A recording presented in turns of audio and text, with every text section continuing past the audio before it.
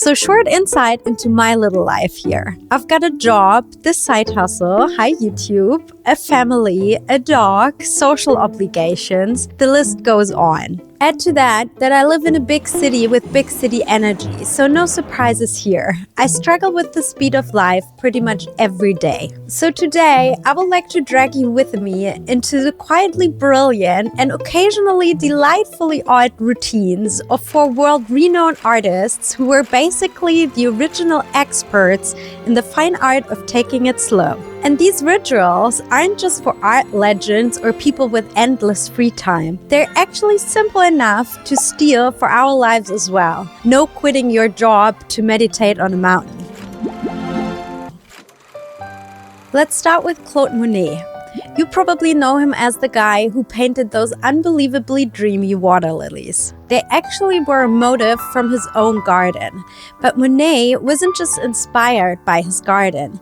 He turned it into his personal laboratory for seeing and noticing. So he basically did mindfulness way before it was cool. Most days, you'd find Monet wandering around his garden in Giverny. He returned to the same motifs again and again, whether it was the Japanese bridge, the water lilies, or the flower beds, and documented how they changed in different light and through the seasons. This serial way of working was revolutionary at the time. Instead of chasing the perfect version of a scene, Monet became obsessed with the process of change itself. He could sit in front of the same view, watching how colors and shadows shifted, even if it was just by a tiny amount. His whole practice was shaped by patience, repetition, and his almost obsessive attention to what changed and what stayed the same. And if this doesn't bring you into the present, I don't know what does. And of course, you don't need a giant French garden to get a taste of this. My own garden is a yellowish basil plant on the windowsill. But hey, same principle. Take whatever little patch of outside you've got.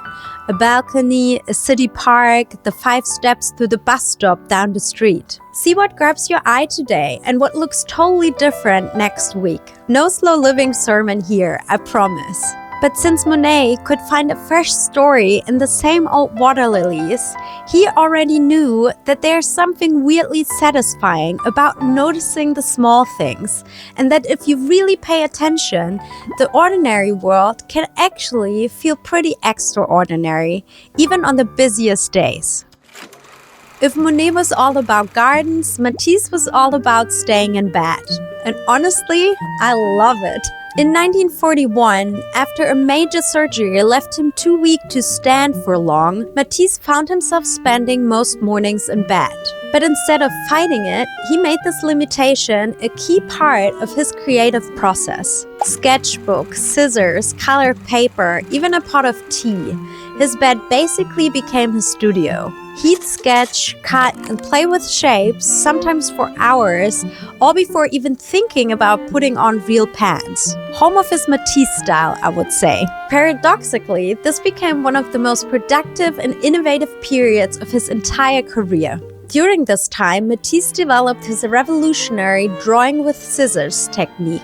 Instead of sketching with a pencil, he cut directly into painted paper, creating those iconic cutout artworks. He invented a totally new artistic language, one that let him, as he put it, draw straight into color, erasing the old line between drawing and painting. So next time you wake up, give yourself 10 extra minutes. Stay under the covers, doodle, scribble down a dream, or just stare at the ceiling and let your mind drift. Who knows, maybe your own best ideas are waiting for you before your feet even hit the floor. This also sounds way better and more realistic to me than a 21-step morning routine. Matisse would totally approve, I think.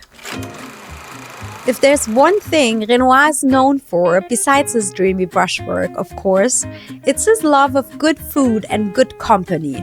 He painted endless, joyful, sunny scenes of people gathered around tables, picnics by the river, long lunches in the sun, someone always laughing in the background. He wanted to capture those small, happy moments, the clink of glasses, the warmth of company, a lazy afternoon in the sun that somehow feels endless. Renoir wasn't the cliché of the tortured, starving artist. He believed that to create joyful art, you had to enjoy life yourself. He found beauty in the everyday.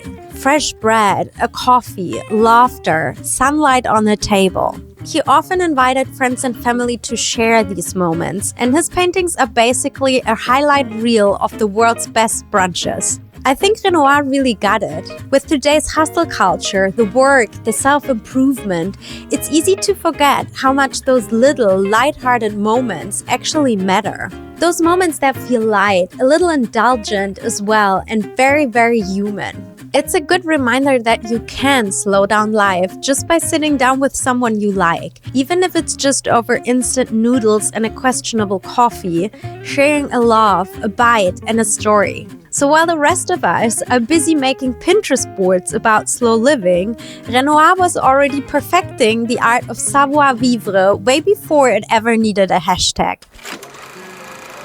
So if you think modern artists invented spiritual morning routines, Hilma af Klint was also already miles ahead. And when I say spiritual, I mean the real deal. Seances, automatic drawing, actual attempts to contact the spirit world. Hilma was deep into theosophy and occult rituals.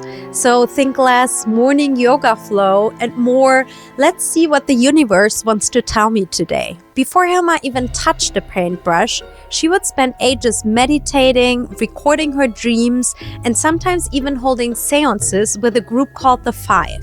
She genuinely believed that her art came from a higher plane, that she was more like a channel than a creator. They'd sit in circles, eyes closed, and let their hands move across the page.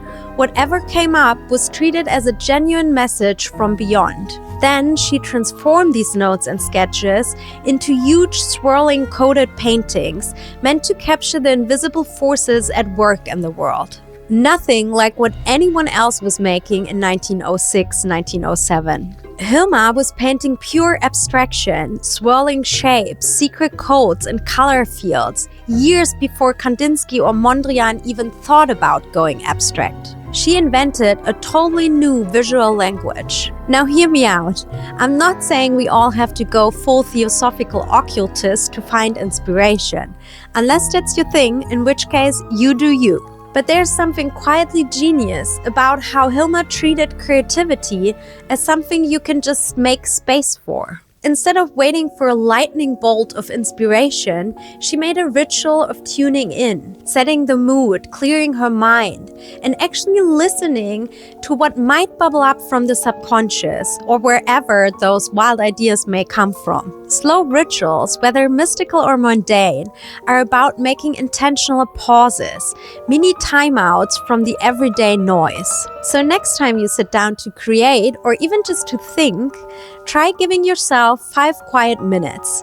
Phone off, coffee in hand, no pressure to be profound. Just a small pause, a check-in, a chance to let something surprising rise to the surface. Who knows, maybe the best ideas come out of the moments when you give your brain permission to do absolutely nothing. And if it does end up being a secret message from another dimension, please let me know. For science, of course.